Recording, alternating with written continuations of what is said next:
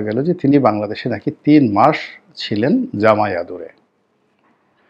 এখন সবাই কানাঘুষা করছেন। কোথায় ছিলেন? কার বাড়িতে ছিলেন? কার ঘরে ছিলেন? কোন লোকেশনে ছিলেন? কার জিম্মায় ছিলেন? তাকে কারা প্যাট্রোনাইজ করছে? এবং এগুলো নিয়ে নানা রকম গুজব ছড়িয়ে পড়েছে এবং আ বাংলাদেশে একটি অ্যাপেক্স কোর্ট, বড় কোর্ট, সেটা হলো এই যে যুদ্ধাপরাধীদের বিচার করার যে আদালত আইসিটি। তো সেই কোর্ট থেকে সরকারের প্রতি কারণ দর্শানোর নোটিশ জারি হয়েছে যে ওবায়দুল কাদের কি করে পালিয়ে গেলেন। সাহেব চলে যাওয়ার ব্যাপারে যেটা শোনা যাচ্ছে যে উনি 3 মাস দেশে ছিলেন। তো আপনারা জানেন যে বাংলাদেশে এই বিপ্লবের পরে পুলিশ বাহিনীতে যে অস্থিরতাটা ছিল, বাংলাদেশে এরকম পরিস্থিতি কখনো হয়নি যে গোটা পুলিশ বাহিনী পালিয়ে গেছে। এবং যেহেতু তারা একটা বড় অংশই এই গণহত্যার সাথে সম্পৃক্ত ছিল, অপরাধের সাথে সম্পৃক্ত ছিল, তাদের পালিয়ে যাওয়াটা ছিল স্বাভাবিক। তারপরে কিছু যারা যখন ফিরে আসলো, এটা আইন শৃঙ্খলা পরিস্থিতি স্বাভাবিক হতে একটা সময় লেগেছে। এবং এই সুযোগটার সদ্ব্যবহার করে আমাদের যে সমস্ত সম্ভাব্য পারপিট্রেটরস, যারা আসামি যারা আছেন, তারা দেশ ত্যাগ করেছেন। আওয়ামী লীগের সাধারণ সম্পাদক ওবায়দুল কাদের দীর্ঘ ৩ মাস বাংলাদেশে আত্মগোপনে থেকে তিনি ৩ মাস পরে ভারতে পালিয়ে গেছেন। কিভাবে গেছেন, কারা সহযোগিতা করেছেন, কাদের ছত্রছায়ায় ছিলেন, এইসব বিষয় নিয়ে আজকের আলোচনা। আসসালামু আলাইকুম রহমতুল্লাহি ওবরকাতুহু। সম্মানিত দর্শক, আওয়ামী লীগের সাধারণ সম্পাদক জনাব ওবায়দুল কাদের দীর্ঘদিন ধরে বাংলাদেশে আলোচিত ব্যক্তিত্ব।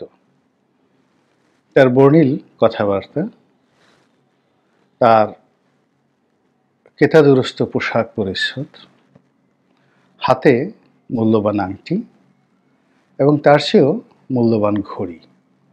কেউ কেউ বলেন কোনো ঘড়ির দাম ৫০ কোটি টাকা, কেউ কেউ বলেন ৫০ লক্ষ টাকা। এর কারণ হলো তিনি যে ঘড়িগুলো পরতেন, সেই প্যাটেক ফিলিপ থেকে শুরু করে রোলেক্স কিংবা অন্য দামি যে ব্র্যান্ডগুলো আছে, এই ঘড়িগুলোর মূল্য কম করে হলো ২০ লাখ টাকা, আর সর্বোচ্চ ৫০ কোটি, ১০০ কোটি, ৫০০ কোটি টাকা মূল্যেরও কিন্তু ঘড়ি আছে। তো তিনি সেই ঘড়িগুলো পরতেন এবং তার এরকম ঘড়ির সংখ্যা ছিল নাকি কয়েকশো, আল্লাহ ভালো জানেন। তো সেই মানুষটি রাজনীতিতে সজ্জন ছিলেন, ব্যক্তিগতভাবে কারোর সাথে মারামারি কাটাকাটি, তারপরে মামলা মোকদ্দমা হামলা অনেকটা আছে না, যে যেমন সালমান এফ রহমান সাহেব যেটা করতেন, কাউকে টার্গেট করতেন তো তার একেবারে জীবন শেষ। একমাত্র আল্লাহর অশেষ রহমত, তিনি আমাকে কিছু করতে পারেননি। এর কারণ হলো 2014 সন থেকে বা 12 সন থেকে তার সঙ্গে আমার যে বিরোধ।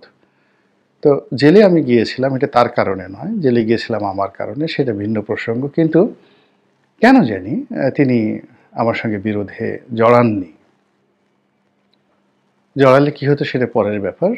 কিন্তু সালমান এফ রহমান যদি কারো স্ত্রীর দিকে তাকিয়েছেন, কারো সম্পত্তির দিকে তাকিয়েছেন, কারো প্রতিষ্ঠানের দিকে তাকিয়েছেন, কারো জমির দিকে তাকিয়েছেন, কারো ব্যবসা বাণিজ্যের দিকে তাকিয়েছেন, ওদিকে অমনি কিয়ামত হয়ে গিয়েছে।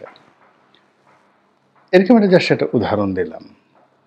এরকম আওয়ামী লীগে হয়তো হাজার হাজার মানুষ সারা বাংলাদেশে ছিল, যাদের টার্গেটই ছিল অন্য মানুষের সম্পদ হরণ, তারপরে অন্য মানুষের সঙ্গে শত্রুতা করা এবং তাদের অপছন্দের মানুষদেরকে একেবারে জাহান্নামে পাঠিয়ে দেওয়া। তো সেই দিক থেকে জনাব ওবায়দুল কাদের অনেকটা অজাত শত্রু প্রকৃতির মানুষ ছিলেন। তিনি দলীয় নেতাকর্মীদেরকে বেশি একটা পাত্তা দিতেন না, আর কাছাকাছি গেলে বড় জোরে একজনকে একটু গালি দিতেন, বকা দিতেন, এই পর্যন্তই ছিল। কিন্তু ওরকম সন্ত্রাসী কর্মকাণ্ডের সঙ্গে তিনি কখনোই জড়িত ছিলেন না। দ্বিতীয়ত, তিনি আপাদমস্তক একজন শিক্ষিত মানুষ, প্রচুর পড়াশোনা করতেন এবং তিনি ভালো ছাত্র, মানে ম্যাট্রিক, ইন্টারমিডিয়েট, অনার্সে খুবই ভালো ছাত্র ছিলেন। বর্ণাঢ্য রাজনৈতিক ক্যারিয়ার, খুব ভালো বক্তব্য দিতেন যৌবনে। তারপর সৌভাগ্যবান, তিনি বসে থেকেছেন বেশিরভাগ সময়টিতে, কিন্তু প্রকৃতি তাকে সুযোগ করে দিয়েছে। সেই সুযোগের বরপুত্র হিসেবে তিনি আওয়ামী লীগের মতো একটা বড় দলে সাধারণ সম্পাদক ছিলেন এবং এই দলের সবচেয়ে গুরুত্বপূর্ণ মন্ত্রিত্বের পদটি দীর্ঘদিন ধরে তিনি তার দখলে রেখেছিলেন, যদিও শেখ হাসিনার সঙ্গে তার ব্যক্তিগত সম্পর্ক কোনো কালেই ভালো ছিল না। এই সৌভাগ্যের যে বরপুত্র মানুষটি, তিনি আওয়ামী লীগের যে বিপদের সময়, সেই বিপদের সময় কিন্তু তিনি সৌভাগ্য দ্বারা তিনি আশীর্বাদ পুষ্ট হয়েছেন। কারণ হলো এই দলের সবচেয়ে প্রভাবশালী লোকজন, যেমন ধরুন শাহজাহান খান সাহেব। শাহজাহান খান কেবলই যে একজন রাজনীতিবিদ তা নন, তিনি এদেশের শ্রমিক আন্দোলনের, পরিবহন শ্রমিক আন্দোলনের প্রবাদ পুরুষ এবং তার নির্বাচনী এলাকায় যথেষ্ট জনপ্রিয়। তিনি এই প্রথম এরকম একটা বিপর্যস্তকর অবস্থার মধ্যে পড়লেন। তিনি পালাননি বা পালাতে পারেননি। এরপরে হাসানুল্লাহ কিনু, রাশেদ খান মেনন বর্ণাঢ্য রাজনৈতিক ক্যারিয়ারের অধিকারী। তাদের সাহস, তাদের শক্তি, এটি বাংলাদেশের কিংবদন্তি। কেবল শেখ হাসিনার জমানাতে তারা যে কাজগুলো করেছেন, এইটুকু যদি আপনি বাদ দেন, তাহলে বাকি জীবনটাই এদের ঐতিহ্য দিয়ে ভরা, in terms of family background, in terms of education and everything. এরপর যদি আপনি আনিসুল হকের কথা চিন্তা করেন, আইনমন্ত্রী আনিসুল হক, সিরাজুল হক সাহেবের ছেলে, বাংলাদেশের সবচেয়ে নামকরা উকিলদের মধ্যে একজন, সর্বকালের 100 বছরের সেরা উকিলদের মধ্যে অন্যতম সেরা উকিল ছিলেন তার বাবা, এবং তিনিও যথেষ্ট নামকরা অ্যাডভোকেট, বিশেষ করে ক্রিমিনাল লতে। আইনমন্ত্রী ছিলেন, পালাতে পারেননি। তারপরে সালমান এফ রহমান সাহেব দেশের শীর্ষ ব্যবসায়ী, শেখ হাসিনার একেবারে রাইট ইন হ্যান্ড ছিলেন। তারপর উনি এরশাদ জমানাতেও ক্ষমতাধর ছিলেন, বিএনপি জমানাতেও তার ক্ষমতা কোনো অংশে কম ছিল না। এরপর পাকিস্তানে তার বাবা কেন্দ্রীয় সরকারের মন্ত্রী ছিলেন, একেবারে সেই প্রথম দিকে ফজলুর রহমান। তো এই মানুষটি পালাতে পারেননি। তার পালানোর জন্য হেলিকপ্টার ছিল, নিজস্ব হেলিকপ্টার ছিল। তার পালানোর জন্য বাংলাদেশে অনেক তার অনেক এরকম শিল্প কলকারখানা ছিল যেখানে 20,000 লোক চাকরি করে। তো তিনি পালাতে পারেননি। এভাবে আরও বহু লোক যারা ধরা পড়েছেন। তো সেই দিক থেকে ওবায়দুল কাদেরের আসলে ওরকম বাড়ি গাড়ি কয়টা আছে আমি জানি না, কিন্তু আমার জানা মতে নর এরকম পালিয়ে থাকার মতো শিল্প কলকারখানা, বন্ধু বান্ধব নাই বললেই চলে। যা আছে আওয়ামী লীগের রাজনৈতিক নেতাকর্মী। তারপর তিনি একটা মধ্যবিত্ত পরিবার থেকে এসেছেন, ফলে গ্লোবালি যে একটা অ্যারিস্টোক্রেসি রয়েছে সেটা তার মধ্যে নেই। তিনি বড়দের হয়তো কলকাতাতে একটা বাড়ি করার কথা কল্পনা করতে পারেন, কিন্তু সালমানদের মতো মানে লন্ডনে বিশাল একটা বাড়ি করে, কিংবা জাভেদের মতো, ভূমিমন্ত্রী জাভেদের মতো সে 800 লন্ডন আমেরিকাতে 800 বাড়ি কেনার মতো কলিজা আগামী 100 বছরও ওবায়দুল কাদেরের হতো না। তো সেই ওবায়দুল কাদের সে যে সৌভাগ্যের বরপুত্র, তা প্রমাণ পাওয়া গেল যে তিনি বাংলাদেশে নাকি 3 মাস ছিলেন জামাই আদরে। এখন সবাই কানাঘুষা করছেন, কোথায় ছিলেন, কার বাড়িতে ছিলেন, কার ঘরে ছিলেন, কোন লোকেশনে ছিলেন, কার জিম্মায় ছিলেন, তাকে কারা পেট্রোনাইজ করছে, এবং এগুলো নিয়ে নানা রকম গুজব ছড়িয়ে পড়েছে। এবং বাংলাদেশে একটি অ্যাপেক্স কোর্ট, বড় কোর্ট, সেটা হলো এই যে যুদ্ধাপরাধীদের বিচার করার যে আদালত, আইসিটি, তো সেই কোর্ট থেকে সরকারের প্রতি কারণ দর্শানোর নোটিশ জারি হয়েছে যে ওবায়দুল কাদের কি করে পালিয়ে গেলেন। তো আমরা জেনেছিলাম যে ওবায়দুল কাদের বাংলাদেশে আছেন, তিনি খুবই অসুস্থ, আগের থেকে অসুস্থ, তিনি হয়তো মরে গেছেন, তার লাশ ডিপ ফ্রিজে রাখা হয়েছে, এরকম একটা খবর কিন্তু ছড়িয়ে পড়েছিল। এবং আমিও একটা ইঙ্গিত দিয়েছিলাম একটা, যাকে বলা হয়, ভিডিওতে। তারপর আমরা মনে করেছিলাম তিনি প্রথম দফাতে ভারতে গিয়েছেন এক গ্রুপ, সেখানে তিনি নিরাপদ আছেন। কিন্তু তিনি একেবারে নিরাপদে বাংলাদেশে 3টি মাস ছিলেন, এটি কিন্তু রীতিমতো লোমহর্ষক, ভয়াবহ একটি সংবাদ। দ্বিতীয়ত হলো আফটার 3 মান্থ সরকারের যে 100 দিন পূর্ণ হলো বা সরকারের 90 ডেজ পূর্ণ হলো, এই 3 মাস পর তিনি আমাদের চোখে ধুলো দিয়ে আমাদের সামনে এইভাবে তুড়ি বাজিয়ে তারপরে ভেংচি কেটে, অনেকে আছে না যে অনেক দেখবেন অনেক বুড়ো বুড়ো মানুষও ভেংচি কাটে, এবং অনেক যাকে বলা হয় এটা অসম্ভব ব্যাপার, আপনি উইনস্টন চার্চিলের মতো মানুষ ধরুন ভেংচি কাটলো, জেনারেল আইসেন হাওয়ারের মতো মানুষ ভেংচি কাটলো, আর ডোনাল্ড ট্রাম্প তো কথায় কথায় ভেংচি কাটেন। মানে বাচ্চারা যেভাবে দেখেন না, ওই যে জিব্বা বের করে ভেঙ্গায়, দাঁত কিরমির কিরমির করে, মানে তার অন্য প্রতিপক্ষকে ছোট করার জন্য মানে ভেংচি কাটে, এইরকম ভেংচি কাটা। তো এখন বাংলাদেশে এই যে আমাদের এত বড় একটা বিপ্লব হলো, আমরা এত কিছু করলাম, তো আমরা এই 3 মাস ওবায়দুল কাদেরকে খুঁজে পেলাম না, এবং তিনি এই 3 মাস বাংলাদেশে জামায়াত-এ থেকে আমাদের চোখের সামনে তিনি ভেংচি কেটে চলে গেলেন। এটা আমরা যারা এই আন্দোলনের পক্ষের শক্তি মনে করি আমাদের জন্য অবমাননাকর এবং অসম্মানজনক। তো যাই হোক, বাস্তবতা হলো তিনি ছিলেন, এবং তিনি আরও বাস্তবতা হলো তিনি এখান থেকে নিরাপদে চলে গিয়েছেন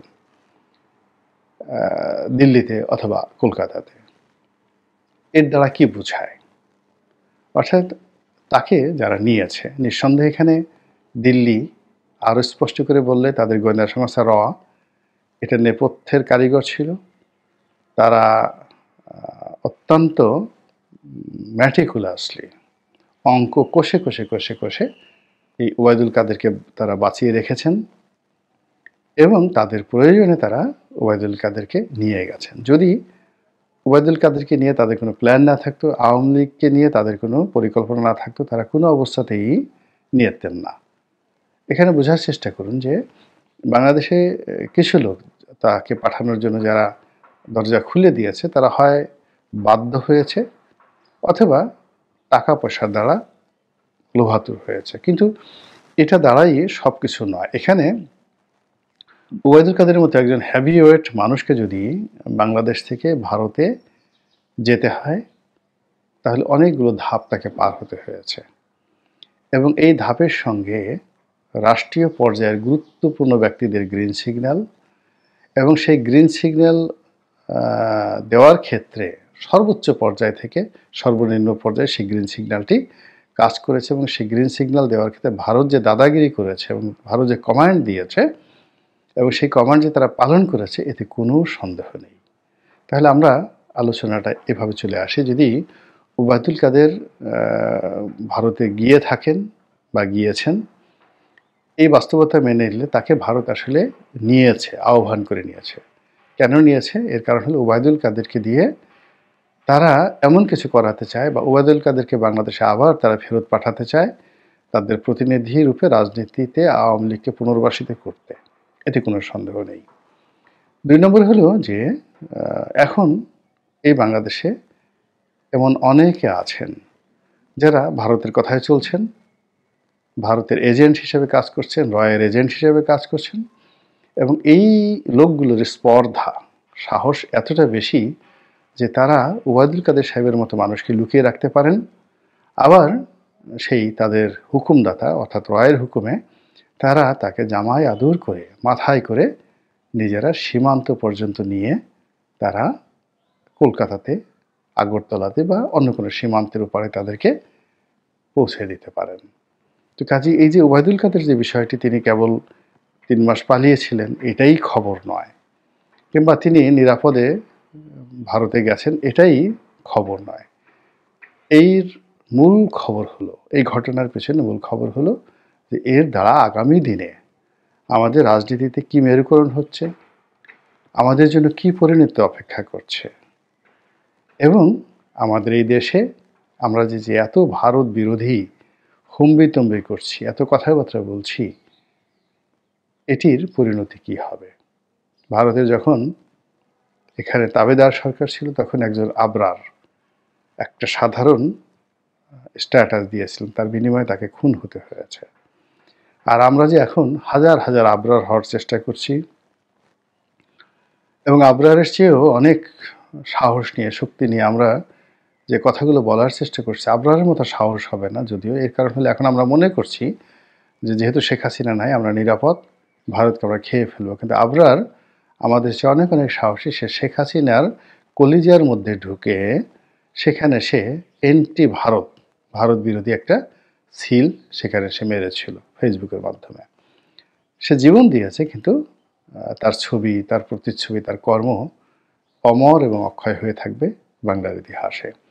তো এখন বাস্তবতা হলো যে আমরা যারা এই আবরার হওয়ার চেষ্টা করেছি বা করে যাচ্ছি, যদি এই জমানাতে এসে ওবায়দুল কাদেরকে এইভাবে এখান থেকে নিরাপদে সরিয়ে নেওয়া যেতে পারে, তাহলে 2 দিন পরে জেলখানা থেকে আনিসুল হক যে যাবেন না, বা 2 দিন পরে যে সালমান এফ রহমানকে হঠাৎ লন্ডনে দেখা যাবে না, বলেন তো এটার গ্যারান্টিটা কি? আমি তো এটার কোনো গ্যারান্টি দেখছি না। মহান আল্লাহ রাব্বুল আলামিন আমাদের সবাইকে হেদায়েত দান করুন এবং হেফাজত করুন। আসসালামু আলাইকুম ওয়া রাহমাতুল্লাহি ওয়া বারাকাতুহু।